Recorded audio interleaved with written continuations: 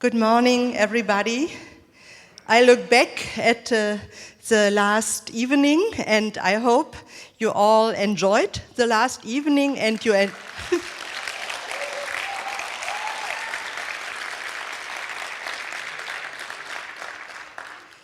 I will miss you when I think that you all tomorrow goes back to your settlements and neighborhood center and in your cities. Today I say, oh, I will miss you from tomorrow, but I'm sure and I'm happy and I'm looking forward to see you all in the next year and in the next years. When I look back to the last 5 days, I feel inspired and I feel encouraged. I feel encouraged to solve the challenges we are faced today, the days and the years behind us and the days before us. For me, it makes me proud and it makes me happy that I know that I belong to such a great network and movement. And when I heard that this was what Melissa says about the plan to have a statement, so I think we could have an interesting name for it, maybe Berlin Declaration, because I have here, I looked yesterday in my papers and I have a look on our Helsinki Declaration. 2005, the board of the IFS and the membership had a declaration. It was made by a lot of people from IFS in Helsinki. They made a draft, and the Helsinki Declaration is what is it documented the values and the tasks we have. And until today, until today, and in the next days and in the next weeks and months, we will have the Berlin Declaration, a paper what could give to the other people, not only to us, impression and a view on our values, our tasks, and that what is important for us as IFS. What is important for me to say is, thank you. So many people are involved in organizing this conference, and I let them know that we are more than happy that they did it in a way. It was so, we feel welcome here, and me as well, because they made it for us comfortable. They are always friendly, and they know, and they are very good professionals, and so I missed nothing. I say thank you to the lecturers, to all the people who run the workshops, all employees and volunteers, all neighborhood centers who hosted the site visits. I think we had more than 20 site visits and organizations. I say thank you to all of our sponsors, our partners and supporters, and a special thank to the German Federation of Welfare and of the Ministry of Youth and Family Affairs, and all the board members and the participants of this conference. A conference without your participation is impossible. It is boring, and I know that you all are so much involved and engaged. This makes it a living conference, and it makes me sure that we can work in future together. This thing, what we say in the Helsinki Declaration, to neighborhoods first, making the world a better place. We cannot change all the things on the world, but we can go step by step, and we can work very locally at the challenges. And this is what we have to do. And a thank you to anyone who I forgot to say thank you. I didn't forget anyone intentionally. So, a big, big thank you to you all.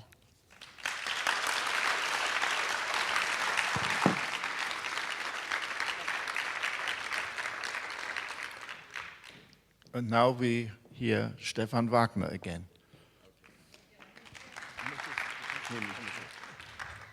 Yeah, good morning.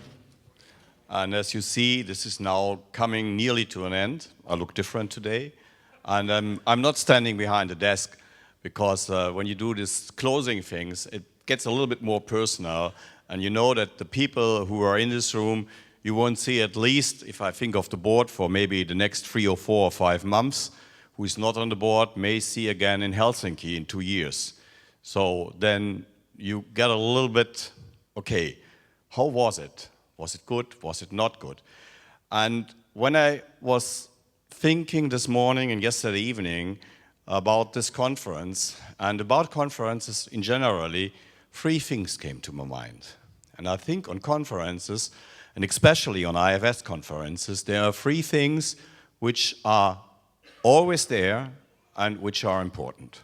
And the first thing is you meet people, they are equal to you, they are the same. They belonging to the same group, they belonging to the same values, they striving to go in the same direction as you. This is very positive. If you experience that after a long journey with planes and trains and ships and whatever was involved, and you finally arrive at your destination, and then you meet people like this, it's like coming home, even if you're far away. It gives you a sense of belonging, and it gives you a feeling that you are not alone. That's very positive. This is what makes movements going, but this is not the thing where you learn that much. It's more the thing which gives you strength. The learning starts on these conferences often in a very different way. We are very diverse. We have a lot of different point of views, and you start learning most, or in a lot of times then, when somebody gives a presentation or gives a speech where you really have the feeling you should jump out of your skin and stop this. Yeah, you get the feeling, what the hell is this person saying? That can't be true, that can't be. And this is where thinking starts. The important thing is when you not talk after this, when you not think after this, then it becomes black. Then it becomes an enemy. If you start talking, if you start listening, if you start thinking, then the second event, when there are things said you don't like, that starts you changing. And this is what is always necessary in life, because there's one thing life does, it changes. And then there comes the third thing, and the third thing is a little bit like Christmas. That means somebody is saying something, and you think, what the hell, what is this? I've never seen that before. This is great. I love it. Maybe I could do it. Maybe I could do it the same way. And then you start to learn in a different way. There's 2 ways. The one where you get angry and the one where you get very astonished. They're belonging to the same area where on the basis of belonging, you can develop and you can go on and you can develop new things. And this third thing is especially often happening on IFS conferences because with our different cultures, with the different countries we come from, there is a lot of things which are different than in the countries where one is coming from. And these different things enable them to see, hey, they're doing it other than me. That may be a possibility we can learn from. And that's great. And I think this is one of the very strengths of the movement. Now, that's about us. Pentti mentioned that the way and the times before us and the future before us may be having dark spots. And I can understand that if I look in the world, there are dark clouds on the sky.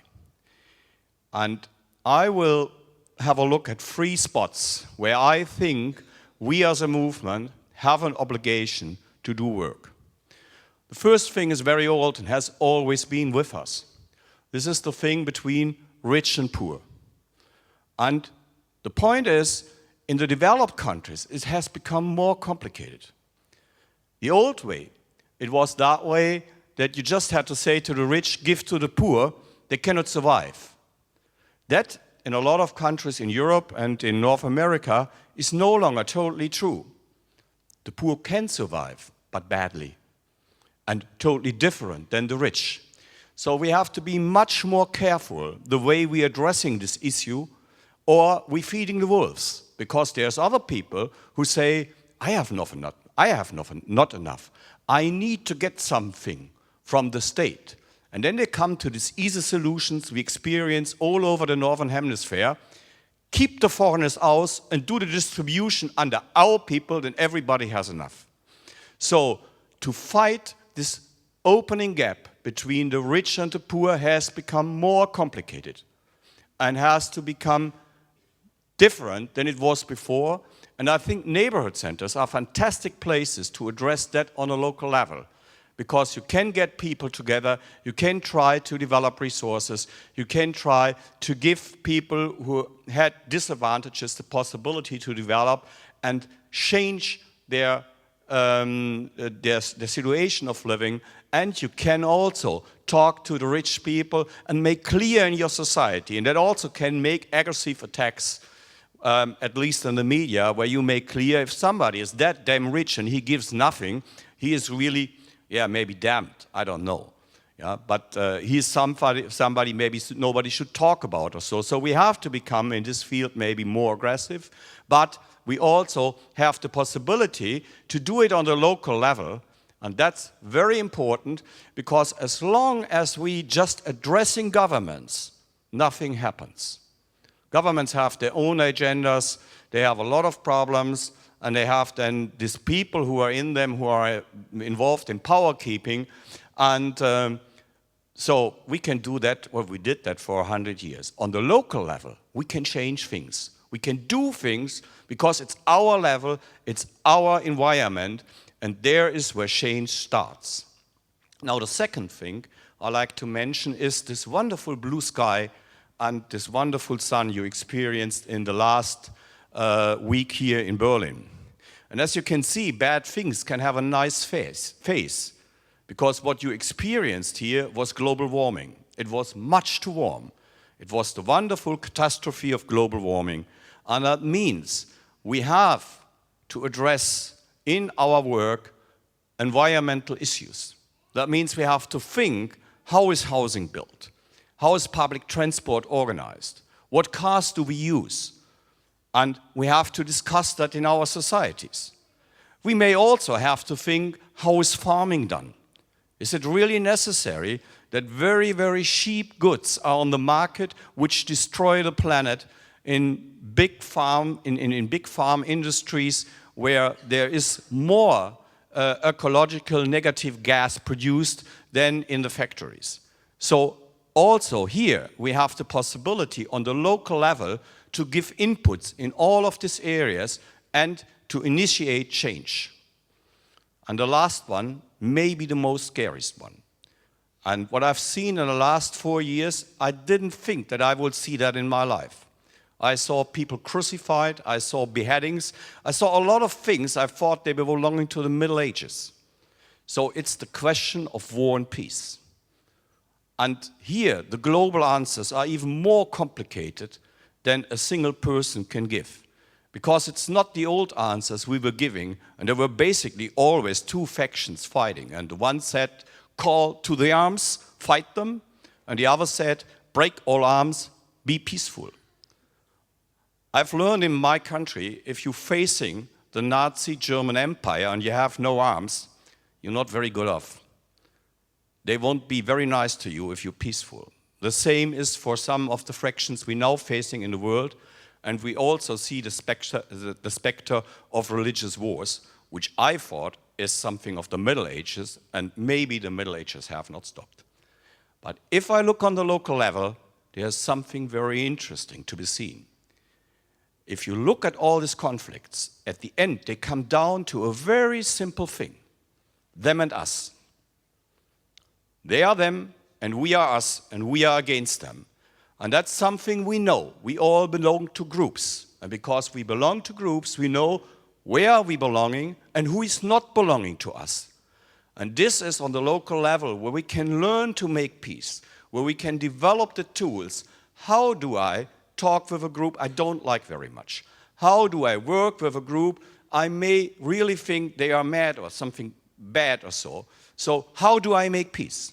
And there on the local level we have a lot of tools to maybe do the groundwork that then someday in the future on the global level we really have to get rid of the arms, because I think we now have weapons. They are so tremendous destructive that it is just threatening. So, to the end, I want to mention three qualities, I think, which are always with the people working in the neighborhood centers, which can help us in this work. And the first I want to mention is endurance. And that means keep going. Even if you're tired, wake up the next morning, stand up, keep going, and don't let me push back. And if the things you're trying to change push you back, make a sidestep, let them pass, take your breath, and go again. And I think that is something which really is a hard quality of the Salomon movement, this endurance, this will to go on, and this will to change things. So, the second one I want to mention is coolness. And I think this is something very important. A lot of people try to initiate change which is good for them and not for all by just heating up the discussions, making things looking dangerous, making things looking dark. And the most important thing is not to panic, keep cool, keep going, keep your forces together and work hard. And so I wish us that we keep this coolness, especially when I see the threats we are facing in the next 6 to 12 months on the Northern Hemisphere. And the last one I want to mention is passion. If you want to change, you have to burn for it. You have to have the willingness to throw yourself in the front line and fight for it and go for it and be an example that people are willing to follow you. And we always had great leaders as Jane Addams and Michael Scissor. And I put them together in one sentence because I learned a lot from Michael. When I was going to the door and saw what he was doing there, I couldn't believe what you can do in social work. And it inspired me for the work I did in Germany. And so there is the circle closing. What we can learn and what keeps us going is our diversity and our will to work together. So, now, I will say, and I hope I see you all back in Helsinki. Don't leave the room, because now we have some very small things. They're always happening at the end of the conferences, and you have to go through them, and later on you get a theater play, so that there also is some smile after all this talking. Renate.